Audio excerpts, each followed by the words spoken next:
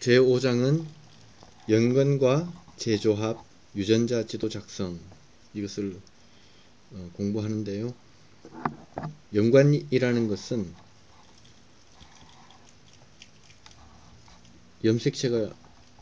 상동 염색체가 있을 때 같은 염색 유전자 자리에 있는 거, 예를 들어 A 혹은 소문자 A 뭐든지 간에, 또 B 자리, C 자리, D 자리, 이 같은 자리에 있는 것은 대립 유전자라고 했고요. 혹은 다른 자리에 A가 B 자리, A와 C 관계, 이것을 연관 유전자라 혹은 비대립 유전자라고 했습니다. 비대립 유전자 중에서도 연관 유전자라고 하고요. 그 다음에 다른 염색체, 1번 염색체 다음에 2번 염색체도 있을 것이고 3번, 4번, 사람 같으면 23번까지 간다고 했을 때 2번 염색체 자리에 있는 어떤 염색체와 관계는 비대립하기 때문에, 대립하지 않기 때문에 비대립 유전자라고 합니다. 이 관계를 놓고, 근데 이 연관 유전자, 같은 염색체 내에 있는 이 다른 자리에, 유전자 자리에 있는 유전자와 서로 어떤 관계성이 나타난다. 그래서 이 어떤 관계가 나타나냐면 재조합이 일어난다는 것이고, 이 재조합에 따라서 거리가, 이 연관성의 거리가 얼마나 가까우냐 머냐에 따라서 유전자 지도를 작성한다는 것을 말을 합니다. 그러면 첫 번째 문제부터 하겠습니다. 상인연관의 두 유전자 사이에, 먼저 상인연관이라는 말이 나왔고요. 두 유전자 사이에 유전자가 두 개 있다는 얘기고, 재조합 빈도가 RF는 20%일 때 재조합형과 그 비율은 얼마이냐. 상인연관이라는 것은 무엇이냐 하면은, 우리가 AA, BB 곱하기 소문자 AA, 소문자 BB, 라지형과 스몰형이 교배를 했을 때 이 사이에 태어나는 것은 어쨌든 배우자는 라지 A, 왼쪽에서는 라지 A 밖에 없고 여기에는 라지 B 밖에 없고요. 여기서는 스몰 a와 스몰 b 밖에 없습니다. 그래서 결혼을 하면은 어쨌든 A, B, B 이런 형태가 나옵니다. F1에서 이거는 배우자고, 이거는 양친이고요. 엄마, 아빠. 그럼 이것을 다시 똑같이 자식을 합니다.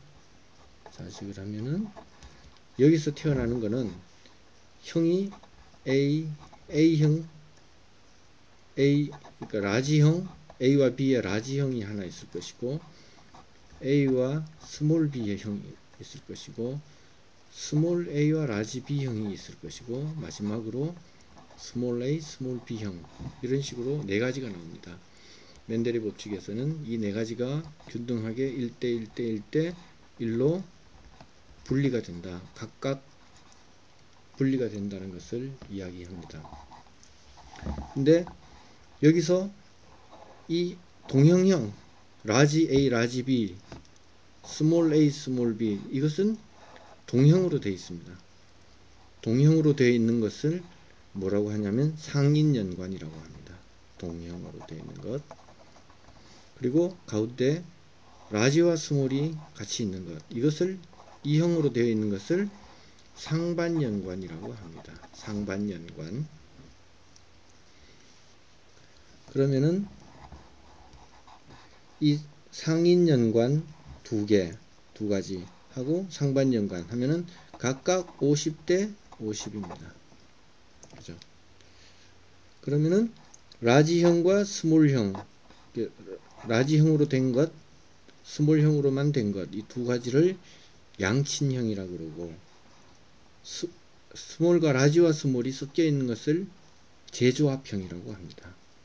그래서 이 재조합형은 여기서 결론적으로 라지와 스몰이 섞여 있는 것을 말합니다. 이 섞여 있는 것 내에서도 각각은 1대1입니다. 똑같다는 얘기죠. 그러면은 문제에서 재조합형이 20%라고 했습니다. 재조합 빈도가. 20%라는 것은 이 재조합이 라지와 스몰이 섞여 있는 것이 20%라는 얘기고 나머지 양친형이 80%라는 얘기입니다. 그러면 각각 라지 A 스몰 B 그 다음에 스몰 A 라지 B는 각각 절반씩이기 때문에 20%를 절반으로 나누면 10대 10이 됩니다. 그럼 답은 여기는 라지끼리 있는 건 아니고 이것도 라지끼리 아니고 이건 다 양친형이죠. 다 양친형이라서 아니고 3번과 4번 중에 보면은 20%를 각각 10%씩이니까 3번이 10% 10%에서 답이 되겠네요. 참고 상인연관은 우성유전자 또는 열성유전자 같은 동형이죠. 끼리 연관된 것이다. 따라서 양친형은 라지 A, 라지 B와 스몰 a, 스몰 B이고 재조합형은 라지 A, 스몰 B와 스몰 a, 라지 B이다. 재조합 빈도 RF는 20%이므로 재조합형의 비율은 각각 10%씩 해당되겠습니다. 다음 문제. 상인연관에서 형성된 배우자 중에 양친형이 80% 나왔다면 재조합형의 출현은 얼마이냐인데 조금 전에 우리가 봤던 질문에서는 재조합 빈도가 20%라고 했습니다. 재조합이 20%였어요. 이번 질문에서는 양친형이 80이라고 그랬거든요. 그러면은 재조합은 20%라는 얘기고요. 100에서 80 빼면 20%라는 얘기고 재조합형의 출현은 각각 그러면은 10%씩 해당되겠죠. 같은 문제인데 표현을 다르게 한 겁니다. 그래서 10% 10% 이렇게 되겠죠. 다음 51번 문제 있습니다. 다음 중 연관된 두 유전자 사이의 재조합형 형성에 가장 크게 영향을 하는 것은 염색체에서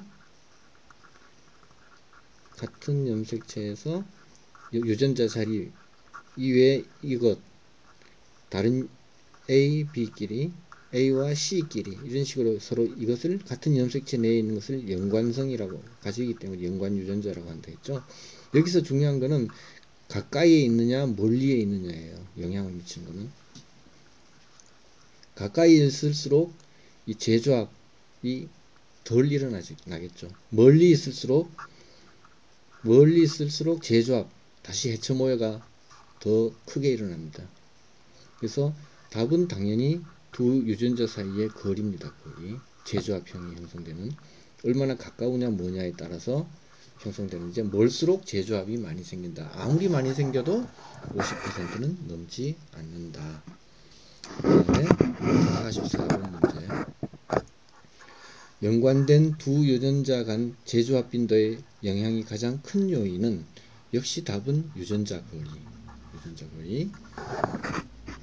표현이 다를 뿐입니다. A와 B는 같은 염색체에 연관되어 있다. 다음 중 AB 두 유전자가 재조합되는데 가장 큰 영향을 미치는 것은 답은 마찬가지로 유전자 간 거리입니다. 그 다음 같은 문제 내려가서 이제 다른 문제 풀어보겠습니다. 감수 분열에서 염색체 교차가 발생하는 시기는 언제냐? 시기는 언제냐면 이거는 기억을 하십시오. 제1감수 분열 태사기입니다. 교차가 발생한다는 것은 무슨 내용이냐면요.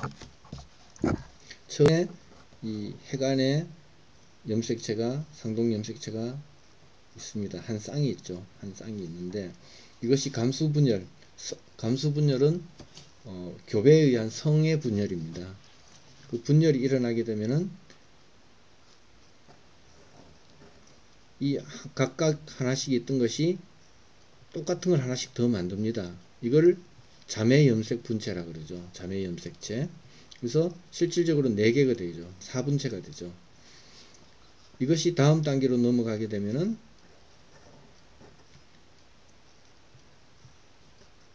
이 바깥쪽으로 끌려갑니다. 끌려가서 여기 가운데가 잘루해져서 둘로 나누어질 준비를 하는 거죠. 이때 교차가 일어나는 겁니다. 어떻게 교차가 일어나냐면 이쪽 거 바깥쪽은 그대로 있고 이 안에 거 사이에 이렇게 교차가 일어나는 거예요. 염색체가 교차가 일어나는 겁니다. 그런 다음에 이게 교차가 일어나지 않을 수도 있고 가까이 거리가 가까우면 안 일어날 것이고 멀면은 멀수록 교차가 일어난다는 얘기죠. 그러면 이것이 이제는 각각 하나 이것은 이쪽으로 가고 또 이쪽 거는 또 이쪽으로 와서 나누어집니다. 나누어지는 것이 각각 이제 하나씩 각각 하나씩 이루어집니다. 이게 감수분열 단계입니다. 제1감수분열 단계거든요. 특히 이 교차가 일어나는 것은 제1감수분열의 태사기이다. 태사기. 이거는 시험에 많이 나오니까 꼭 기억을 해 두어야 합니다.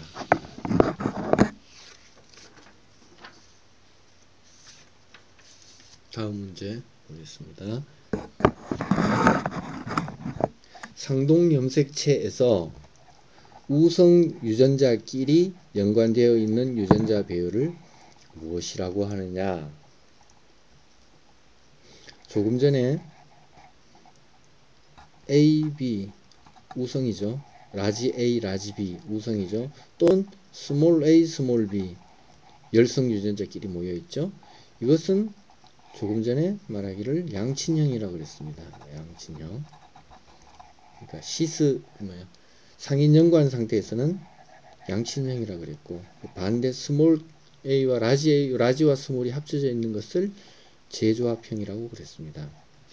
그래서 이거는 우성끼리 모여 있을 때, 그러니까 동형끼리 동형은 사실 아니지만 라지끼리 혹은 스몰끼리 모여 있을 때를 시스 배열이라고 그래요. 답을 시스 배열이라고 그러고 그 반대로 스몰과 라지가 같이 있는 상태를 트랜스 배열이라고 합니다. 이거는 또 기억을 하셔야 됩니다. 우성 혹은 열성끼리 있으면은 라지끼리나 스몰끼리만 있으면은 시스 배열이라고 하고 스몰과 라지가 같이 있으면은 트랜스 배열이라고 합니다. 트랜스가 원래 건너가다 이런 뜻이 있어요. 무엇을 넘어가다 트랜스 반대편 상대편 이런 뜻이 있기 때문에 트랜스 배열. 그 다음 같은 문제고 28번 시스 배열과 트랜스 배열에 대한 설명으로 바른 것은 시스 배열은 유전자의 상반 연관이다. 상반이 아니고 상인 연관. 2번 시스 배열은 유전자의 상인 연관이다. 네, 이게 맞는 답이네요.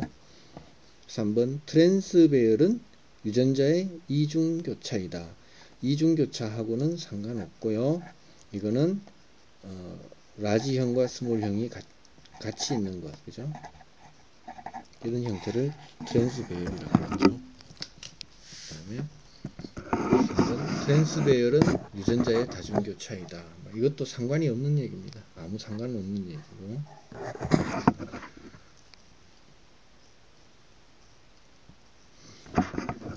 다시 한번 정리하는 뜻에서 47번 문제를 보면은 유전자의 시스 배열과 트랜스 배열에 대한 설명이 옳은 것은 했습니다. 여기는 뭐 단교차, 맥교차 이런 건 의미가 없고요. 답은 딱 정해져 있는 겁니다. 그냥 딱 그대로 외워야 됩니다. 시스 배열은 상인 연관, 시상, 트랜스 배열은 상반 연관, 트반, 시스, 상인, 시인, 트반 이렇게 기억하면 되겠네요. 그 다음 43번 감수분열 4분자기에 있는 개체들 중 30%에 해당하는 것들이 연관된 라지 A, 라지 B 유전자 사이에 키아즈마가 교차를 말하죠. 형성하였다. 양친형과 재조합형의 비율은 자 여기서 30%에 해당하는 것이 키아즈마를 형성했다고 했습니다. 키아즈마를 형성한 게 30%라고 했습니다. 여기서 잘 기억해야 될 게 이게 이미 재조합이 일어났다고 말하는 게 아닙니다. 재조합형을 완성했다는 뜻은 아니고 교차 상태에 있다는 겁니다. 교차 상태에 있을 때 그때 각각 양친형은 몇 퍼센트고 재조합형은 몇 퍼센트냐 그걸 물어보고 있는데요. 참고를 먼저 한번 읽어보겠습니다. 연관된 두 유전자 사이에 키아즈마가 한 개 형성되면 배우자 중 절반은 양친형이고 절반은 재조합형이다. 생식세포의 30%가 키아즈마를 형성했어요. 이런 경우에는 2분의 1인 15%는 재조합형이다. 자, 키아즈마에 형성한 것의 절반이 재조합형이라고 했습니다. 그러면은 질문에 와서 30%가 키아즈마를 형성했다 그랬습니다. 그러면 이 중에 30% 중에 절반이 재조합형이라 그랬거든요. 그럼 절반은 15%가 재조합형이면은 나머지 85%는 양친형이다. 이렇게 되는 겁니다. 뒤에 나올 문제랑 조금 헷갈릴 수 있습니다. 키아즈마가 형성되었다고 문제가 나오면은 그거는 30%를 하면 30%의 절반 15%가 재조합형이다. 나머지는 다 양친형이다. 이렇게 기억을 하면은 됩니다. 19번 형성된 생식세포의 40%가 키아즈마를 형성하였다. 양친형과 재조합형의 비율은 똑같습니다. 40%가 키아즈마를 형성했다. 그러면 절반이 재조합형이다. 그럼 20%가 재조합형이다. 이 말이 되니까 먼저 20%가 재조합형 된 게 이거네요. 그죠? 그럼 양친형은 80%, 재조합은 20% 이렇게 되겠습니다. 50번 문제 같은 염색체에 위치한 두 유전자 사이의 교차로 인하여 형성될 재조합형의 최대값은 우리 조금 전에 라지끼리 있는 거 라지끼리 AB 그 다음에 라지 A 스몰 B 스몰 A 라지 B 스몰 A 스몰 A 이렇게 나눠 봤을 때 각각 1대 1대 1대 1인데 재조합형이 아무리 커봐야 이거는 연관이 일어나지 않고 완전히 분리됐을 때, 분리해서 연관성이 없을 때의 얘기입니다. 그러다 하더라도 최대는 절반 50%예요. 이게 양친형이고 이거는 재조합형이고 많아봐야 50%밖에 안 되는 거예요. 그래서 답은 최대값은 50%다. 이 문제는 해마다 나옵니다. 해마다 나오니까 쉬운 문제예요. 쉬운 문제면서 해마다 나오니까 고마운 문제다.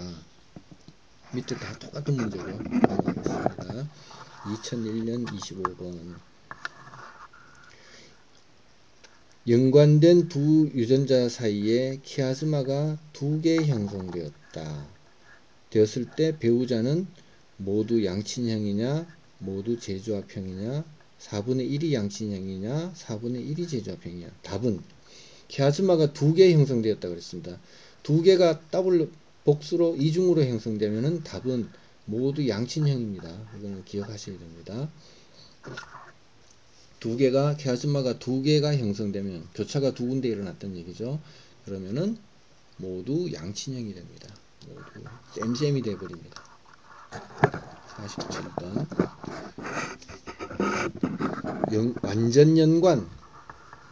완전연관이라는 말이 중요합니다. 완전연관인 두 유전자 사이의 재조합 빈도는 몇 %냐. 이 A 자리와 B 자리가 연관성이 완전하답니다. 그러니까 아주 가깝다. 완전하다 그런 거는 뭐 절대적으로 같이 다닌다는 얘기예요. 떨어지지 않는다는 그 연관성을 가지고 있어요. 그렇기 때문에 완전하게 되면 이거는 감수 분열을 할 때 분리가 되지 않아요. 그러니까 교차가 일어나지 않아요. 그러면은 답은 0%예요. 재조합은 일어나지 않는다예요. 그러니까 다른 말로 하면 0%. 완전 연관. 너무너무 가까운 사이는 다른 가까운 그 남녀 한 쌍은 다른 남녀 한 쌍과 뭐 아내든 남편이든 바꿔치기 할 필요가 없겠죠. 사이가 좋으면. 45번 문제. 감수 분열 시에 일어나는 유전자 재조합에 대한 설명이 바른 것은 독립유전자의 유전자 재조합은 제2 감수 분열 전기에 일어난다. 유전자 재조합은 제2가 아니고 제1 감수 분열 전개에 일어난다.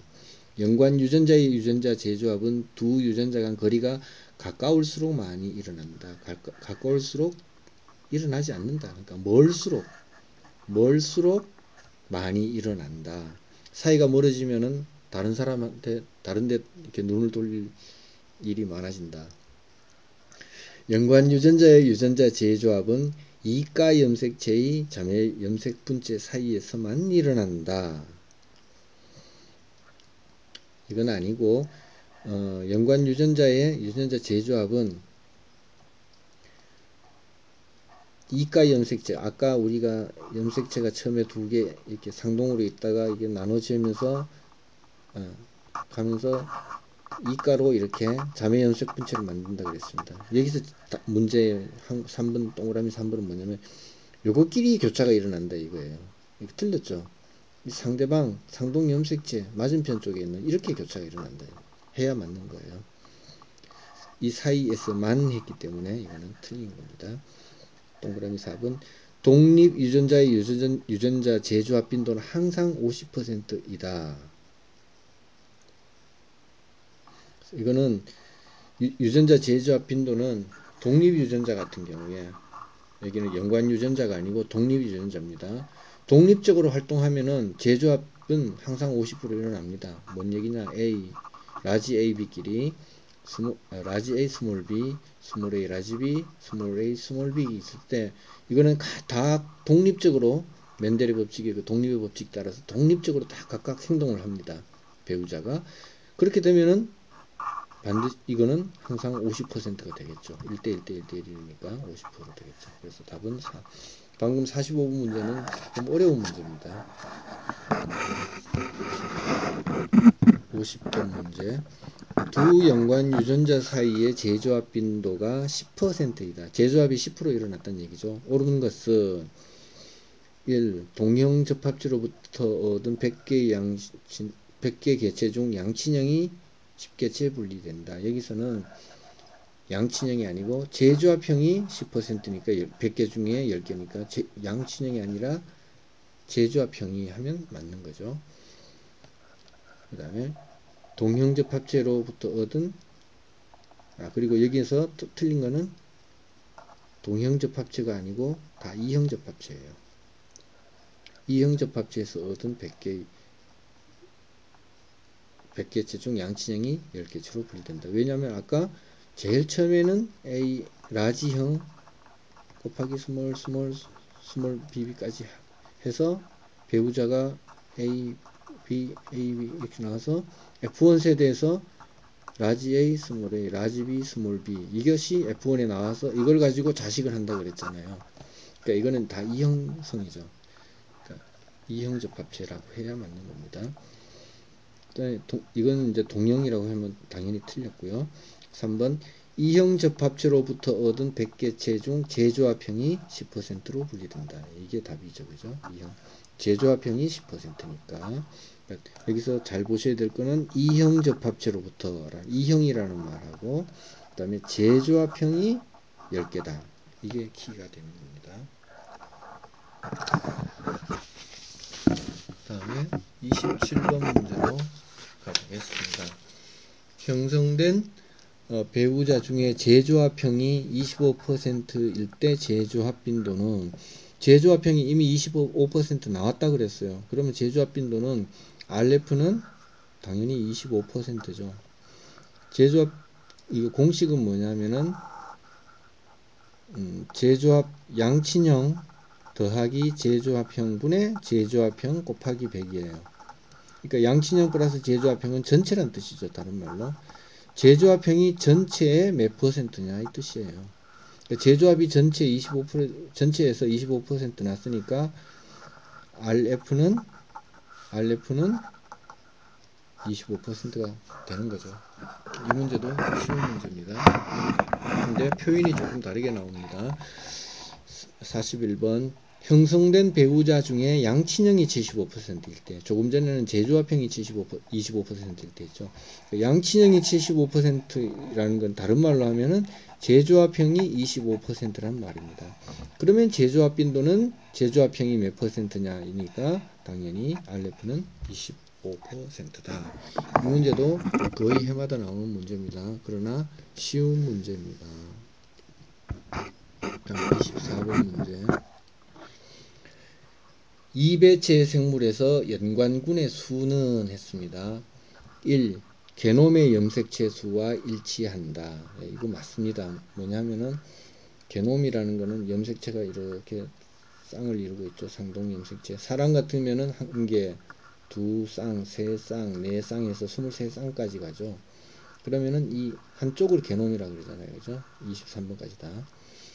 이 게놈의 수와 이렇게 일치한다. 이거는 기억하셔야 됩니다. 그러니까 사람 같으면은 23개가 되죠. 사람의 연습체는 모두 23쌍이니까 23쌍이 23이 연관군의 수예요. 46개의 염색체 총수인데 46이 아니고 46은 2n 상태일 때고 23은 그냥 n 상태죠. 그러니까 n의 숫자가 연관군의 숫자다. 그 다음에 동그라미 체세포의 염색체 수와 일치한다. 이거는 체세포의 염색체 수는 46개거든요. 46개니까 이거는 아니죠. 그 다음에 배우자 세포의 염색체 수와 일치한다. 이것도 맞네요. 왜냐면은 이 게놈이 각각의 여기서 한쪽에서 나오는 게 배우자 세포예요. 배우자예요. 그 배우자 세포가 같은 거예요. 배우자 세포가 N이죠. N. 배우자 세포는 N이고 체세포 염색체는 2N이고 그렇게 되는 겁니다. 그러니까 배우자 세포의 숫자나 게놈의 숫자는 같은 겁니다. 결론은 1과 3이 다 맞네요. 그러니까 문제에서 뭐 1과 3이 다 맞다 이렇게 식으로 나오면은 조금 한번 의심을 하면서 한 번 더 읽어보겠습니다. 10번 문제. 벼의 정세포 염색체 수는 12개이므로 체세포 염색체 수는 몇 개고 연관군은 몇 개다. 체세포는 2n이고 연관군은 그냥 n이라 그랬어요. 그러면은 답이 염색체가 12개라 그랬으니까 정세포의 염색체가 그러니까 엄마 아빠가 있다면은 아빠의 염색체 수가 12개라 그랬거든요. 한쪽이 그러니까 게놈이 12개란 뜻이에요. 그러면 연관군은 12개가 되고 체세포는 24개가 되잖아요. 그죠? 그럼 24, 12가 답이네요. 그죠? 같은 문제인데 표현이 다른 거. 53번 벼의 염색체 수는 2n은 24이다. 2n은 24이다. 벼에서 연관군 수는 모두 몇 개인가? 연관군 숫자는 게놈 숫자 n하고 같다 그랬죠. 배우자 세포의 염색체 수와 같다 그랬죠. n은 24분의 1, 2분의 24, 24를 둘로 나누면 12개가 되네요. 2n은 체세포의 염색체 수가 2n인 거죠. 이것도 문제 아주 잘 나오니까 기억을 좀 해야 합니다. 아마 쉬운 문제입니다. 다음에 49번 문제는 같은 문제인데 벼의 연관군 수는 그러니까 문제가 어떻게 나올지 몰라요. 연관군 숫자로 물어서 나올지 하여튼 다양하게 나옵니다. 연관군은 12개예요. 즉 게놈이 12개란 얘기죠. 게놈이 배우자가 12개란 얘기죠. 다 같은 말이에요. 그러면 체세포 염색체 수는 몇 개냐? 연관군은 n이에요. 그죠? 체세포는 2n이에요. 곱하기 2 하면 24개가 답이 되겠네요. 그죠? 넘어가서 이제 다른 문제 21번 문제. 유전자 지도의 1단위 1cm 모근. 이 앞에는 소문자고 M, CM 할 때 M은 대문자라는 거. 모건은 사람 이름이죠. 이 모건이라는 사람이 유전자 지도를 처음 개발했기 때문에 센치 모건이라고 씁니다. 1단위는 얼마의 거리를 나타낸다 해서 나타내느냐. 답은 이 100개 중에 한 개예요. 100분의 1이에요. 1단위는. 그러니까 총 100으로 놓고 1로 보기 때문에 답은 형성되는 배우자 100개 중 1개는 제조합형이 나올 수 있는 유전자 간 거리를 바로 1cm 모건이라고 한다. 100개 중에 하나 제조합형이 나오는 겁니다. 100분의 1의 양친형이 아니고 제조합형이 나올 수 있는 유전자 간 거리. 이것도 시험에 나올 가능성이 있습니다. 잘은 나오지만 22번 문제 보면은 염색체 지도에서 1단위 1맵 유니트의 뜻은, 이것도 같이 1단위는 1cm 모건과 사실은 같은 말이에요. 똑같은 질문인데 표현을 다르게 한 것 뿐이에요. 그럼 100개 중에 하나가 제조합형이 나올 수 있는 비율을 말하는 거죠. 그 다음에 여기 이제 종합적으로 총정리하는 문제를 하나 드리겠습니다. 17번 유전자 지도의 1단위 1맵 유니트 혹은 1cm 모건은 형성되는 배우자 몇 개 중에 몇 개는 무엇이 나올 수 있는 유전자 간 거리이다, 이렇게 했단 말이에요. 그러면은 100개 중에 1개는 100개 중에 1개는 양친형이냐 제조합형이냐, 제조합형이 나올 수 있는 거리다, 이렇게 하면 답이죠. 27번 문제 두 유전자 A, B 사이의 거리가 50단위이다. 50cm 모건이란 얘기죠. 이때 제조합형이 나올 기대 비율은, 기대되는 거죠. 기대되는 거는 50단위라 그랬으니까 50%죠. 그냥 간단하게 50단위니까 50%. 100 어차피 100으로 나서 봤으니까 쭉 내려가서 같은 문제 넘어가서 50번 2.8면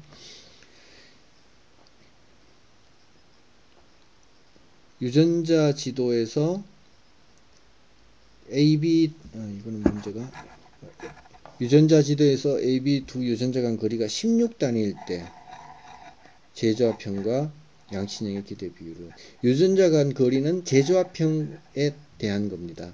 그럼 16단위가 제조합형이에요. 그러면 답은 제조합형이 16%고 양친형은 100 빼기 16 하면 84겠네요. 그럼 제조합형 16, 양친형 84 이렇게 나온다는 얘기죠. 유전자 간 거리는 제조합형의 거리다. 제조합형의 거리다. 또 비슷한 문제인데 조금 다르게 표현된 문제입니다. 염색체 지도에서 AB 유전자 사이의 거리가 3단위예요. 3단위일 때 AB 두 유전자 간 제조합형과 비율은 했습니다. 자, 제조합형은 이형끼리 모여 있는 거라 그랬습니다. 그 라지형과 스몰형, 우성과 열성이 같이 있는 거라고 그랬습니다. 여기서 유전자 거리가 3단위라 그러니까 제조합형이 총 전체 3%라는 얘기예요. 근데 유전자 간 각 유전자 모양대로 본다면 A, B, A, B 이런 형태죠. 이게 각각 다 합쳐서 3%니까 이건 1.5, 이건 1.5, 각각 나누면 1.5%씩이죠. 그러면 답은 4번이 되죠. 이건 왜 안 돼요? 이것 때문에 안 되죠. 열성끼리 동형 스타일로 나왔기 때문에 틀린 거죠. 47번 이중교차의 일치계수에 대한 설명이 바른 것은, 이거는 좀 어려운 문제인데 2003년에 한 번밖에 안 나왔네요. 그래도 읽어보면은 바른 것은, 일치계수는 이중교차의 관찰빈도에 대한 기대빈도의 비율로 나타낸다. 이거는 바뀌었습니다. 기대빈도에 대한 관찰빈도의 비율입니다. 답 2번을 보면은 일치계수는 이중교차의 기대빈도에 대한 관찰빈도의 비율로 나타낸다. 이게 맞습니다. 그러니까 공식이 일치계수는 기대빈도 분의 관찰빈도예요. 그러니까 기대빈도에 대한 관찰빈도의 비율. 관찰빈도가 얼마나 나왔느냐를 알아보는 것이 바로 일치계수입니다. 동그라미 3번 일치계수가 0이면 일치계수가 0이면 이중교차의 관찰 빈도는 기대 빈도와 일치한다. 자, 여기서 0이면 일치계수가 0이 나온다는 거는 이거는 나눗셈이잖아요. 기대분의 관찰이니까 나눗셈에서 0이 나온다는 건 한쪽이 0이라는 얘기니까 이거는 1이 나와야 일치계수가 1은 하면은 둘 다 똑같겠죠. 그죠? 분모나 분자는 똑같을 때 1이 나오잖아요. 그럼 1이면 해야 돼요. 1이면. 그러면 0이면 어떻게 되냐? 0이면 빵이라는 얘기는 이중교차가 일어나지 않는다는 얘기예요. 이중교차가 일어나지 않는다는 뜻이에요. 그래서 이게 바뀌었네요. 일치계수가 1이면 이중교차의 관찰 빈도는 기대 빈도와 일치한다. 이렇게 해야 맞고, 그 다음에 동그라미 4에 일치계수가 1이면 이중교차가 하나도 일어나지 않는다. 이건 틀렸죠. 그러니까 1이 아니라 0이죠. 일치계수가 0이면 이중교차가 하나도 일어나지 않는다. 이렇게 해야 맞습니다. 1이면은 일치한다. 왜? 분자 분모가 같으니까. 0이면은 나눗셈에서 0이 나온다는 것은 일어나지 않는다는 뜻이죠. 일어나지 않는다는 뜻이니까 마찬가지로 0이면 일어나지 않는다. 이렇게 보면 되겠습니다. 오늘 5장은 여기까지 하겠습니다.